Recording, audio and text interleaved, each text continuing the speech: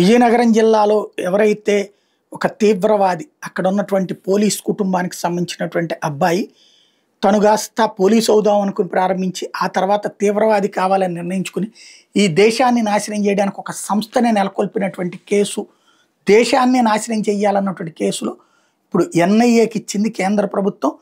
విజయనగరం జిల్లా పోలీసులు గత నెల 16 నమోదు చేసిన ఉగ్రకుట్ర కేసు మీద జాతీయ దర్యాప్తు సంస్థ ఎన్ఐఏకి బదిలీ కాబోతోంది. మేరకు కేంద్ర హోంమంత్రి శాఖ ఆదేశాలు జారీ చేసింది. ఈ కేసులో విజయనగరానికి చెందిన సిరాజుర్ రెహమాన్, హైదరాబాద్ వాసి సయ్యద్ సమీర్లను పోలీసులు ఎప్పటికీ అరెస్ట్ చేశారు. వాళ్ళని ప్రత్యేకంగా విచారించేందుకు న్యాయస్థానం వారం రోజుల పాటు పోలీస్ కస్టడీకి అనుమతి ఇచ్చింది. పోలీసు అధికారులతో పాటు ఎన్ఐఏ ప్రతినిధులు, మహారాష్ట్రకి చెందిన యాంటీ టెర్రరిస్ట్ స్క్వాడ్ సభ్యులు ప్రత్యేకంగా విచారించారు. ఇతర రాష్ట్రాలు, దేశాల్లో ఉగ్రవాద భావజాలం కలిగిన వారితో వీరికి ఉన్న లింకుల మీద ఆరా తీశారు. అహిం పేరుతో ఉగ్ర కార్యకలాపాల విస్తరణకు బాంబులు పేల్చేందుకు కుట్ర పడినట్టు ప్రాథమికంగా తేల్చారు. సిరాజ్తో పాటు అతని కుటుంబ సభ్యుల ఖాతాలో పెద్ద మొత్తంలో నగదు నిల్వలను గుర్తించారు. విచారణ అనంతరం విశాఖ కేంద్ర కారాగారానికి తరలించారు. ఈ క్రమంలోనే హైదరాబాద్, చెన్నై, ముంబై, ఢిల్లీలో కొందరు అదుపులో తీసుకున్నట్టు సమాచారం. ఇతర దేశాల్లో ఉన్న మరో ఇద్దరి మీద ప్రత్యేకంగా దృష్టి పెట్టి ఇక్కడికి రప్పించేందుకు ఎన్ఐఏ అధికారులు ప్రయత్నిస్తున్నారని తెలిసింది. కేసు బదిలీ అయిన తర్వాత దర్యాప్తు ముమ్మరంగా అవుతుంది.